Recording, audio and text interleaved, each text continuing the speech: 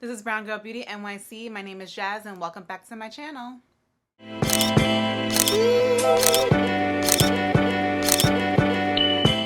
Hi guys, so I'm back. Today I'm going to be trying like a fabulous primer. Well, supposed to be fabulous primer. That's $52 and it's going to be the Tatcha Liquid Silk Canvas. Now usually I'm not a primer girl, but when I had tried the original Silk Canvas primer, I was impressed. So I figured this one's made for oilier skin types, so I should really love this one. So I'm gonna try it out. Stay tuned. I'm gonna wear it and see how long it makes my makeup last, if it actually makes me smoother, and if it's actually really worth $52. So stay tuned. So in this video today, it's not necessarily going to be a comparison video to the original Silk Canvas primer, but if you are watching this, I'm going to give you the rundown on the differences between the Silk Canvas original primer and the Silk Canvas Featherweight Lightweight primer.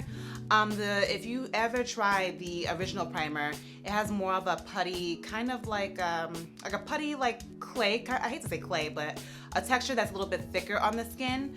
I'll just show you on my hand just the difference of like just how it is. But the original primer is just more of a thicker texture. It was made for all skin types, but I always felt like it was a little bit heavier. So this primer, and along with the newer Featherweight primer, it has the same key ingredients. So it has the silk that's going to help to smooth pores and uneven texture. It has the anti-pollution, so it's going to help to protect your skin from free radicals. And it also has Tatcha's their patented ingredient, which helps to enhance skin radiance. So they both have the same key benefits of the primers, both the same, but they're supposed to be different as far as texture and how they feel. So I would say if you are, I didn't try it yet, but if you are on the drier skin type, you probably will like the putty one better. And if you're like myself, where you're more oily, you probably will like the Featherweight Lightweight primer. So with that being said, let's get into this primer to see how it actually works and see if it's actually worth it. And I'm excited, so stay tuned. So my skin is prepped. It's washed, hydrated, toned, all of that. So I'm gonna start by putting the primer on. So let me get to it. So I put some on the back of my hand. So as you can see, I'm just gonna show you a demonstration of how it goes on my hand, but it's really almost like a really light lotion. So I know previously I showed you the Silk Canvas, but this one is much lighter. It almost feels like, it has like a little light smell. So it smells like the original, but it's significantly lighter. So it feels really good to the skin. So it feels like silk, hence Silk Canvas, but very, very light. So I'm gonna take that and kind of apply that to the areas of my T-zone, especially where I get oily. So I'm gonna go here with it.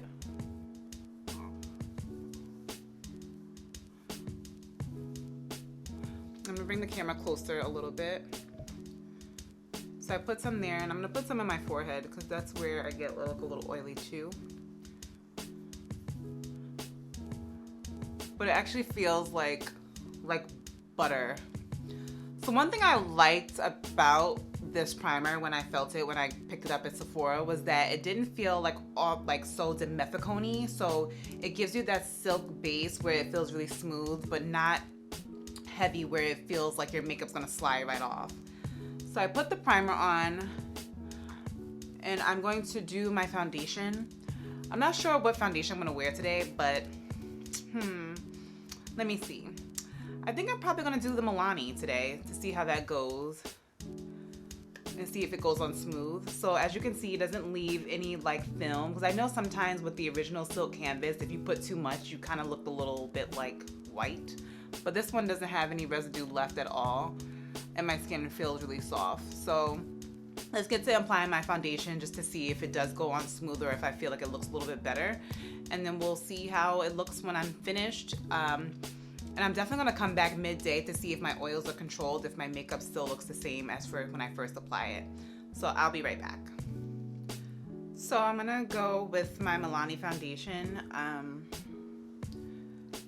and wear that today and see how this lasts on the skin.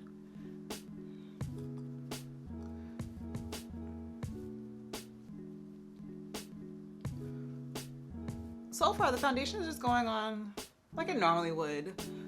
I think that I will notice more with this primer if it works. It's definitely going to be like wearing the foundation throughout the day to see if I just have like more long-lasting benefits, you know?